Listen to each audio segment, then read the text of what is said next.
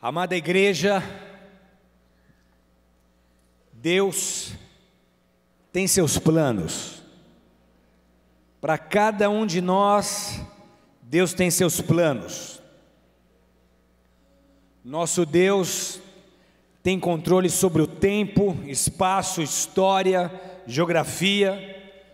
Para cada nação, para cada família, para cada igreja, para cada indivíduo, em todas as gerações que já se passaram e aquelas que ainda passarão pela terra, para todas elas Deus tem seus planos. E o nosso papel aqui, os que foram encontrados por Deus, é buscar conexão com o seu coração e assim discernir os tempos, entender a missão e viver para cumpri-la. Tudo é mais simples no papel, tudo é mais simples no campo da imaginação do que na vida real. Nada é mais complexo do que tentar materializar o que antes parecia tão simples. Vivendo os sonhos de Deus, crescemos. Vivendo os sonhos de Deus, amadurecemos, descobrimos, aprendemos, nos desenvolvemos, mas também corremos o risco de nos sentirmos perdidos, assustados, desconfiados, confusos, não tendo certeza, ou tanta certeza como já tivemos no início, sobre onde, quando, como, porquê. E esses são os momentos em que Deus precisa falar.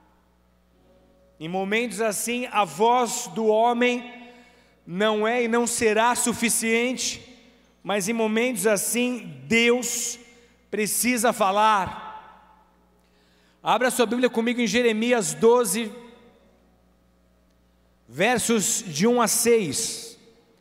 Não se acomode porque você tem o texto no telão, não perca o hábito de passar os seus dedos pelas páginas da Escritura Sagrada. Tenha intimidade com a sua Bíblia, vá no texto, anote o que tiver que ser anotado, vá no texto.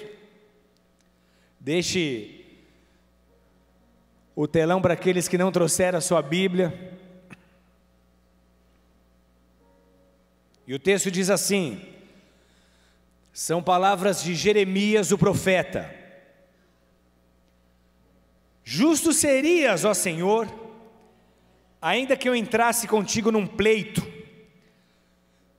contudo falarei contigo dos teus juízos. E ele pergunta: por que prospera o caminho dos ímpios e vivem em paz todos os que procedem aleivosamente? Plantaste-os e eles se arraigaram, crescem, dão também fruto, chegado estás à sua boca, porém longe dos seus rins. Mas tu, ó Senhor, me conheces, tu me vês e provas o meu coração para contigo. Arrancam-os como as ovelhas para o matador e dedica-os para o dia da matança. Até quando lamentará a terra e se secará a erva de todo o campo, pela maldade dos que nela habitam? Perecem os animais e as aves, porquanto dizem, ele não verá o nosso fim. Se te fatigas correndo com os homens que vão a pé, como poderás competir com os cavalos? Se tão somente numa terra de paz estás confiado, como farás na enchente do Jordão? Porque até os teus irmãos e a casa de teu pai, eles próprios procedem deslealmente contigo. Eles mesmos clamam após ti em altas vozes. Não te fie neles, ainda que te digam coisas boas. Até aí. A história de Jeremias é uma história de muitas lições, de muito aprendizado, A história de Jeremias nos é, na verdade, só mais um argumento na tese que defende que parece que pessoas que são mais usadas por Deus precisam estar mais prontas para um nível diferente de afronta. Estou falando de uma tese aqui que é minha e de tantos outros pregadores e cristãos, parece que as pessoas que são mais usadas por Deus precisam estar prontas para um nível diferente de batalha, para um nível diferente de afronta. O que eu quero dizer com isso? Se eu escolho escrever história, se escolho dar sentido eterno à minha passagem pela terra, se escolho cumprir o meu chamado e missão, se escolho usar os dons que Deus me deu, tenho que saber que haverá resistência, e quanto maior o impacto, a influência e alcance do seu ministério, maiores serão os desafios, mais intensos os testes, mais aquecida a fornalha. O próprio exemplo é o nosso Senhor Jesus Cristo. Jesus se batizou e logo após o batismo foi levado pelo Espírito ao deserto. Mateus 4:1 diz: então foi conduzido Jesus pelo Espírito. Que Espírito é esse? Pelo Espírito de Deus ao deserto para ser tentado pelo diabo. Um exército, amados, treina os seus soldados. Um exército treina aqueles que estarão em alto escalão, tomando decisões e avançando nos campos de batalha. Assim como uma nação treina os seus soldados, seus cabos, seus tenentes, seus generais, seus capitães, seus coronéis, o reino de Deus tem um aspecto em que se compara a um exército. Há no reino de Deus uma faceta exército. Então eu tenho que saber que em um exército, o treinamento de um guerreiro, o treinamento de um general, o treinamento de um comandante, não será igual ao treinamento de um ajudante do cozinheiro que vai descascar batata. Pegaram comigo ou não? Alguém que vai ser levantado no exército para tomar decisões, para avançar, para traçar estratégias, alguém que vai representar esse exército num nível muito amplo, recebe um treinamento diferente daquele que nesse mesmo exército não fará funções ou não receberá funções tão importantes assim. Um general é treinado num ponto que um ajudante do cozinheiro não é. O apóstolo Paulo, outro argumento nessa tese, ele exorta Timóteo para que ele se fortalecesse a fim de passar por tribulações, lá em 2 Timóteo 1, 8, 2, 3 e 4, 5, portanto não se envergonhe de testemunhar do Senhor, Paulo diz para Timóteo, nem de mim que sou prisioneiro dele, mas suporte comigo os meus sofrimentos pelo Evangelho, segundo o poder de Deus. Então ele fala isso em 1,8, suporte comigo o sofrimento, em 2,3, suporte comigo os meus sofrimentos, e em 4,5, suporte os sofrimentos, como bom soldado de Cristo. Quando Deus chama Jeremias, amados, é importante nós entendermos todo o prefácio, para mergulharmos melhor no assunto principal. Quando Deus chamou Jeremias para ser profeta, lá no capítulo 1, verso 5, ele não queria aceitar. Ah, soberano Senhor, eu não sei falar porque eu ainda sou um menino. Verso 1, versos 6 e 5 do capítulo 1. Então, como todo aquele que é chamado, há aí um contra-argumento, há aí uma certa resistência, há aí uma lutinha interior. O Senhor responde a ele que ele lhe daria as palavras e que ele determinaria toda a programação da sua chamada.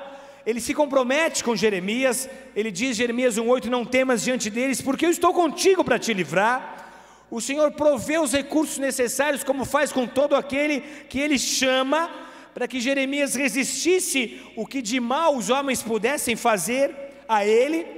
Deus diz no verso 1, no verso 18 e 19 do capítulo 1, eu hoje faço de você uma cidade fortificada, uma coluna de ferro, um muro de bronze contra toda a terra, contra os reis de Judá, seus oficiais, seus sacerdotes e o povo da terra.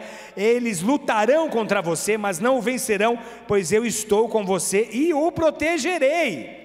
O que está acontecendo aqui, amados? Deus está chamando Jeremias e o está prevenindo Jeremias dos esforços dos seus oponentes, mas em contrapartida Deus também promete a sua presença e a sua capacitação. Jeremias então passa a pregar ousadamente a mensagem que o Senhor lhe dá. 2:13 de Jeremias, essa mensagem é sintetizada: o meu povo cometeu 2 crimes.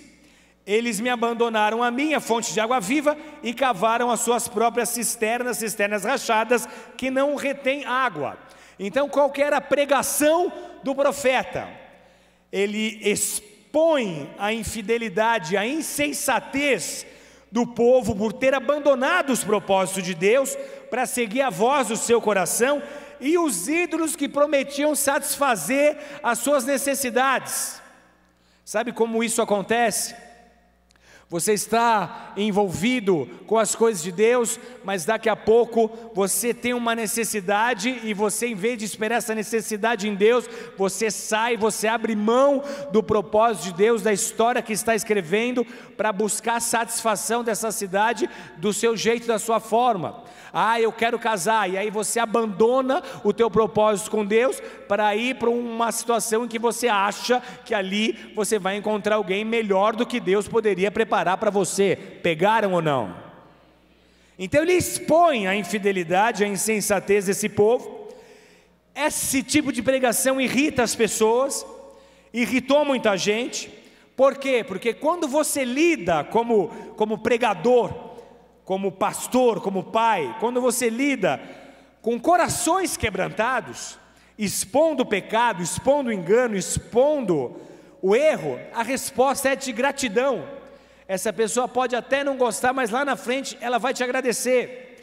Agora, quando você lida com altivez de espírito e orgulho, a resposta é invariavelmente de resistência, de independência e dureza de coração, porque você não falou o que aquela pessoa queria ouvir, ela passa a te resistir. Por quê? Porque o soberbo não quer ser convencido, o soberbo quer te convencer, e se isso não acontece, você automaticamente é descartado e talvez atacado. O Senhor revela para Jeremias que os homens estavam tramando para matá-lo, e esses homens incluíam o pessoal da própria cidade dele. A cidade de Jeremias chamava Anatote. Como é que chamava a cidade de Jeremias? Anatote. Jeremias não entendeu a razão pela qual Deus estava permitindo que essas pessoas prosperassem. Pai, eles não te amam, eles não te seguem, eles se levantam contra a tua vontade e eles prosperam. E ele queria saber, a questão dele era essa: até quando a terra vai sofrer por causa da perversidade deles? Até quando o Senhor vai tolerar esse tipo de coisa? E aí, com base nessa argumentação, ele entra em Deus num pleito, ele entra com Deus num pleito, num litígio. O que nós passamos a perceber a partir de então é o tratamento de Deus para com o seu, que estava questionando a vontade de Deus, o agir de Deus, os desígnios de Deus, e a maneira pela qual Deus trata Jeremias aqui, em sua lamentação, ilustra os meios pelos quais Deus gradua os seus faixa preta. Pergunta para o seu vizinho: no reino você quer ser faixa branca ou faixa preta? Aqui, meus amados, nós não vemos um Deus Pai. Nessa oportunidade aqui, Deus não se dirige a Jeremias como um Deus Pai, como um Deus pastor, como um apacentador de ovelhas. Aqui fica claro que às vezes você vai ter diante de ti um Deus general, porque o Deus que é Pai também é um Senhor dos exércitos.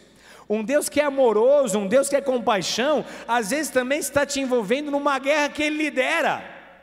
E nós precisamos estar prontos para isso. Nós não vemos aqui Deus se compadecendo da lamentação de Jeremias. Jeremias tinha motivos legítimos para se lamentar, mas nós não encontramos aqui ternura e nem palavras afáveis. Nós não encontramos aqui preocupação divina com os sentimentos de Jeremias. Ó Deus, olha o que está acontecendo. Deus não olha e fala: puxa Jeremias, está tudo bem? Você está conseguindo suportar? Ou está sendo difícil demais? Se pressionar demais, você me avisa, Jeremias, que eu dou uma melhorada, eu vou dar uma ponderada para você. Não há nada esboçado parecido com isso.